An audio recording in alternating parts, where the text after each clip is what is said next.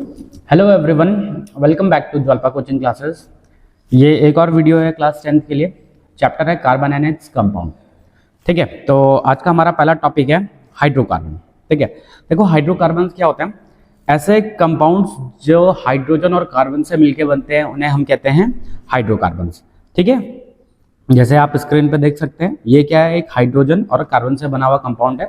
इसमें 2 कार्बन के एटम और 4 हाइड्रोजन के एटम यूज हो रहे हैं।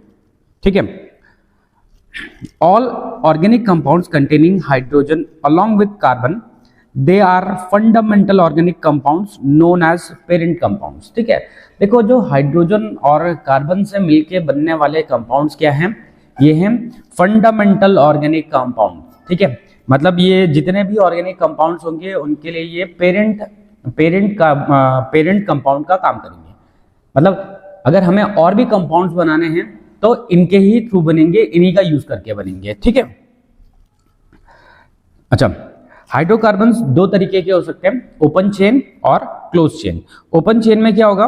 ओपन चेन भी 2 तरीके के होंगे। एक होंगे सैचुरेटेड। सैचुरेटेड कौन से? सैचुरेटेड हाइड्रोकार्बन्स वो हाइड्रोकार्बन्स हैं जिसमें कार्बन और कार्बन सिंगल बॉन्ड से जुड़े हुए होते हैं, उन्हें कहते हैं हम सैचुरेटेड हाइड्रोकार्बन्स। ठीक है, सैचुरेटेड हाइड्रोकार्बन्स के अंदर हम पढ़ेंगे एल्केन को। ठीक है, एल्केन कौन से? जिसमें कार्बन और कार्बन के बीच में सिंगल बॉन्ड है। दूसरा होता है अनसैचुरेटेड हाइड्रोकार्बन। अनसैचुरेटेड हाइड्रोकार्बन्स कौन से? जिसमें डबल और ट्रिपल बॉन्ड होता है। जैसे कंपाउंड, ऐसे कंपाउंड जिनमें कार्बन और कार्बन के बीच में डबल या फिर ट्रिपल बॉन्ड होगा, उनको हम कहेंगे अनसैचुरेटेड हाइड्रोकार्बन्स। अनसैचुरेटेड हाइड्रोकार्बन्स में हम एल्कीन पढ़ते हैं और एल्काइन पढ़ते हैं। एल्कीन कौन से? जिसमें कार्बन और कार्बन के बीच में डबल बॉन्ड होता है, उन्हें हम एल्कीन कहते हैं। और जिसमें कार्बन और कार्बन के बीच में ट्रिपल बॉन्ड होता है, उन्हें हम एल्काइन कहते हैं। ठीक है, अच्छा, एल्केन, एल्कीन और एल्काइन। ठीक है, एल्केन कौन से? जिसमें कार्बन और कार्बन के बीच में सिंगल बॉन्ड। एल्कीन कौन से? जिसमें कार्बन और कार्बन के बीच में डबल बॉन्ड। और एल्काइन कौन से? जिसमें कार्बन और कार्बन के बीच में ट्रिपल बॉन्ड होता है।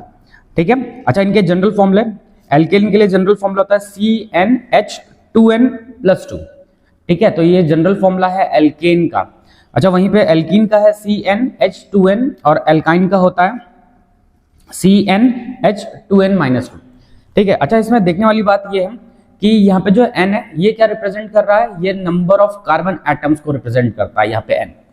ठीक है, अच्छा, जो एल्केन होंगे उसके लिए तो n की वैल्यू हम 1 से स्टार्ट करेंगे। एल्कीन और एल्काइन के लिए हम n की वैल्यू 2 से स्टार्ट करेंगे। ठीक है, ठीक है, अच्छा, एन, एल्केन में जो एन है वो रिप्रेजेंट करता है सिंगल बॉन्ड को। एल्कीन में इन डबल बॉन्ड को रिप्रेजेंट करता है और एल्काइन में आइन ट्रिपल बॉन्ड को रिप्रेजेंट करता है। अच्छा, एल्क, ALK, एल्क रिप्रेजेंट करता है नंबर ऑफ कार्बन एटम्स को रिप्रेजेंट करता है। ठीक है, अब जैसे अगर एक कार्बन एटम वाला होगा तो उसके लिए रूट वर्ड का मतलब होता है जो स्टार्टिंग का जो वर्ड होगा वो होगा मेथ।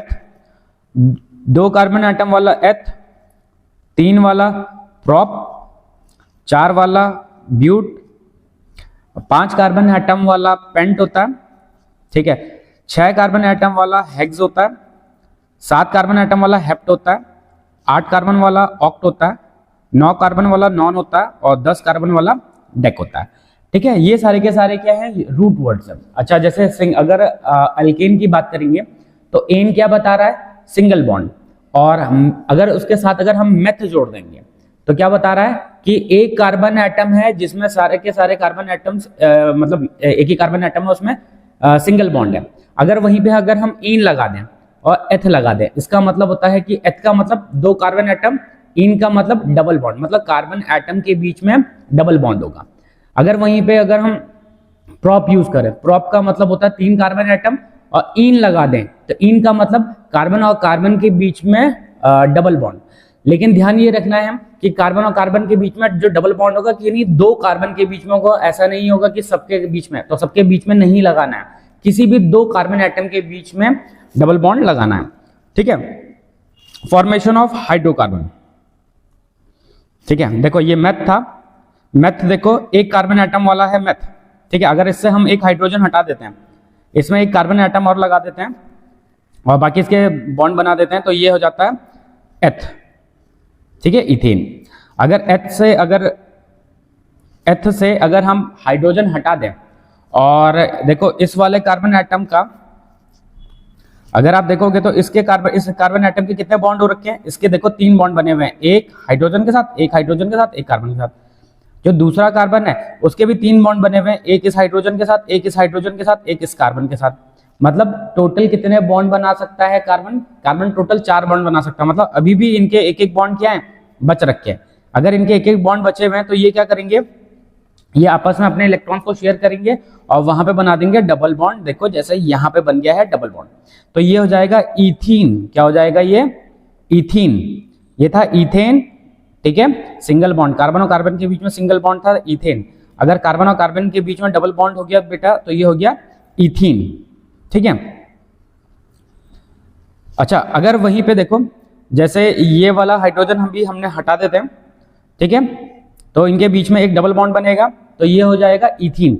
अच्छा, अगर हम 2 हाइड्रोजन्स को और हटा देते हैं, ठीक है, अब इनके बीच में देखो बॉन्ड बन गया तो ये बन गया इथाइन, ठीक है। तो अंतर क्या है तीनों में, इसमें देखो इसमें कार्बन और कार्बन के बीच में सिंगल बॉन्ड है तो इथेन, इसमें कार्बन और कार्बन के बीच में डबल बॉन्ड है इथीन, इसमें कार्बन और कार्बन के बीच में ट्रिपल बॉन्ड है तो ये हो जाएगा इथाइन, ठीक है।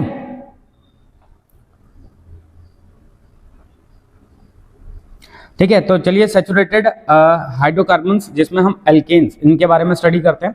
तो एल्केन का जनरल फॉर्मूला होता है CnH2n+2।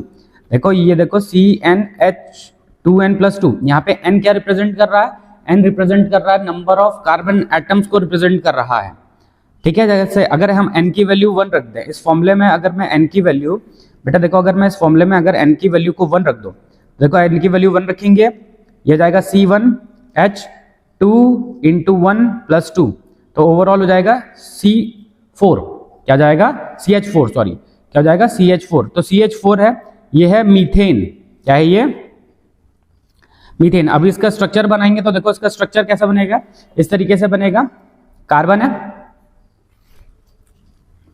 ठीक है, इसमें एक बॉन्ड हाइड्रोजन के साथ, एक बॉन्ड दूसरे हाइड्रोजन के साथ, एक बॉन्ड तीसरे हाइड्रोजन के साथ और एक चौथे हाइड्रोजन के साथ, क्योंकि यहाँ पे टोटल कितने हाइड्रोजन थे, टोटल 4 हाइड्रोजन थे, तो हमने 4 हाइड्रोजन के साथ इस तरीके से बॉन्ड बना दिया, ठीक है। अगला है इसका इलेक्ट्रॉन डॉट स्ट्रक्चर। देखो इलेक्ट्रॉन डॉट स्ट्रक्चर बनाना बहुत आसान काम होता है। आप क्या करो, पहले उसका स्ट्रक्चर बनाओ और जहां पे भी सिंगल बॉन्ड है, जहां कहीं पे भी सिंगल बॉन्ड है उस बॉन्ड को हटाओ और वहां पे इलेक्ट्रॉन्स शो कर दो। क्या करोगे, उस बॉन्ड को हटाओ और वहां पे इलेक्ट्रॉन्स शो कर दो। देखो जैसे इसमें हटाया, एक ये बॉन्ड को हटाया, एक हमने एक्स लगा दिया और डॉट लगा दिया। डॉट यहाँ पे हाइड्रोजन के इलेक्ट्रॉन्स को रिप्रेजेंट कर रहा है, एक्स यहाँ पे कार्बन के इलेक्ट्रॉन्स को रिप्रेजेंट कर रहा है, ठीक है। देखो ये, तो ये क्या बन गया, ये बन गया है इलेक्ट्रॉन डॉट स्ट्रक्चर, ठीक है।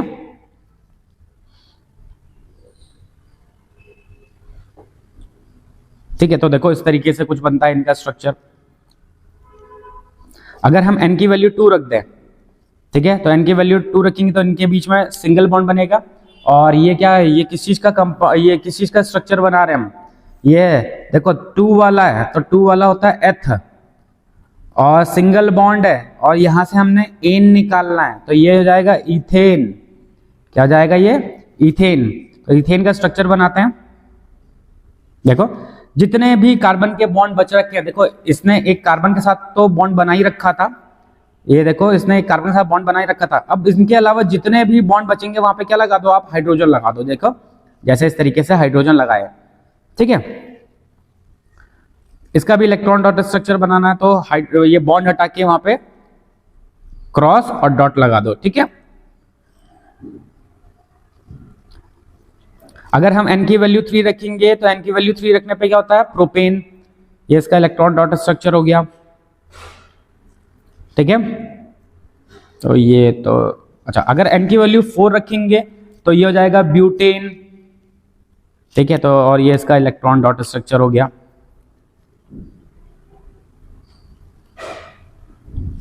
अच्छा, अगला है अनसैचुरेटेड हाइड्रोकार्बन। देखो अनसैचुरेटेड हाइड्रोकार्बन, इसमें हम पढ़ रहे हैं एल्कीन के बारे में। ठीक है, इसका जनरल फॉर्मूला होता है बेटा CnH2n। क्या होता है? CnH2n। जैसे यहां पे n क्या रिप्रेजेंट कर रहा है? Number of carbon atoms. ठीक है, अच्छा यहां पे number of carbon atoms minimum 2 होने जरूरी है। क्यों होने जरूरी है 2? क्यों होने जरूरी है? देखो एल्कीन में होता है डबल बॉन्ड। क्या होता है? Double bond. अगर मैं फॉर एग्जांपल अगर n की वैल्यू 1 ले लेता हूं तो क्या बनेगा? C1H2 बनेगा। इस फॉर्मूले में n की वैल्यू 1 रखी है तो क्या बनेगा? C1H2। ठीक है, अब बनाएंगे बॉन्ड तो एक हाइड्रोजन के साथ बना देते हैं, एक हाइड्रोजन के साथ।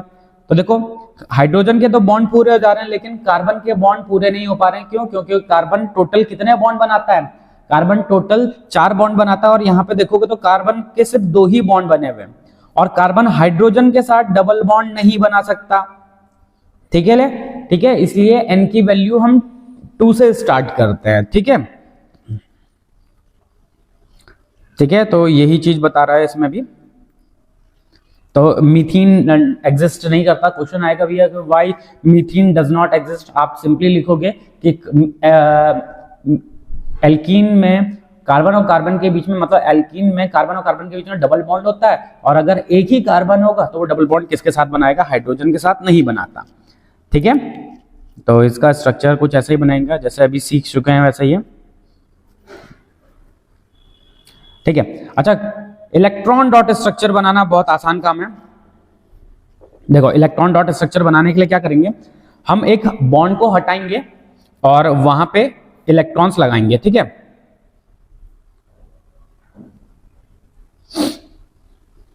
देखो ये इलेक्ट्रॉन्स ये बॉन्ड हटाते जा रहे हैं और वहां पे हमने क्या लगाया? देखो यहां पे हमने ये बॉन्ड हटाया और वहां पे इलेक्ट्रॉन्स लगा दिए। क्रॉस यहाँ पे रिप्रेजेंट कर रहा है कार्बन एटम के इलेक्ट्रॉन्स को और डॉट रिप्रेजेंट कर रहा है हाइड्रोजन एटम के इलेक्ट्रॉन्स को। ठीक है,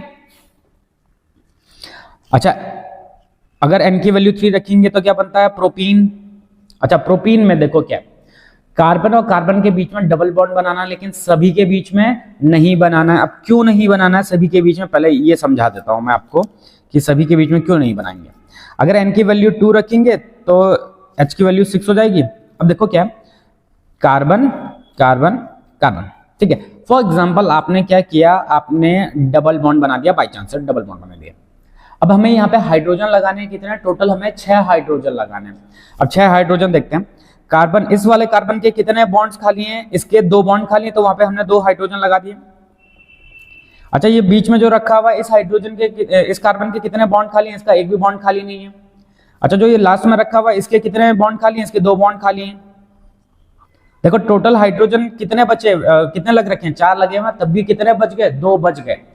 समझ में आया? तो सभी कार्बन के बीच में डबल बॉन्ड नहीं लगेगा, सिर्फ किन्हीं भी 2 कार्बन के बीच में डबल बॉन्ड लगाएंगे जैसे इसमें लगाया गया है। ठीक है, ये है आपका प्रोपीन हो गया। ठीक है, इलेक्ट्रॉन डॉट स्ट्रक्चर बनाना बहुत आसान। कहीं पे भी बॉन्ड दिखे आप क्या करो? उस बॉन्ड को हटाओ और वहां पे 2 इलेक्ट्रॉन्स लगाओ, एक हाइड्रोजन का इलेक्ट्रॉन और एक कार्बन का इलेक्ट्रॉन। ठीक है, अगर n की वैल्यू 4 रख देंगे तो 4 का मतलब ब्यूट और यहां से इन तो ब्यूटीन हो जाएगा ये। ठीक है, ये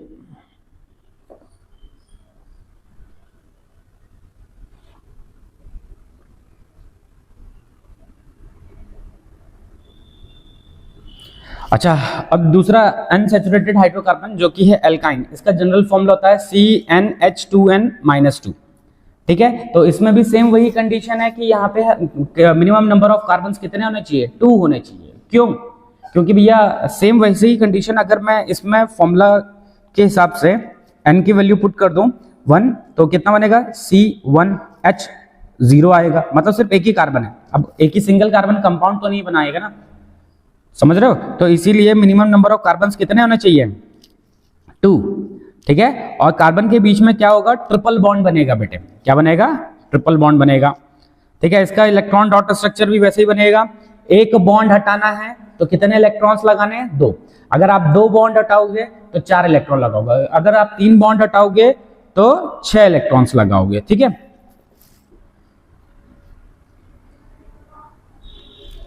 अगर n की वैल्यू 2 रखेंगे तो प्रोपाइन बनेगा, देखो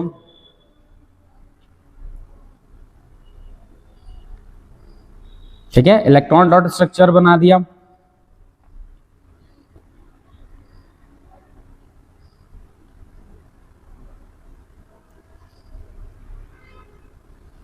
ठीक है, तो इलेक्ट्रॉन डॉट स्ट्रक्चर आप प्रैक्टिस जरूर करिए, ठीक है।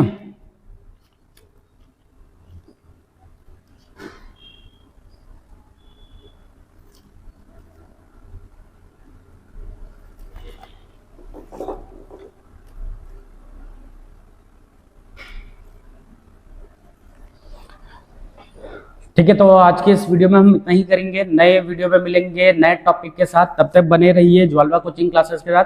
धन्यवाद।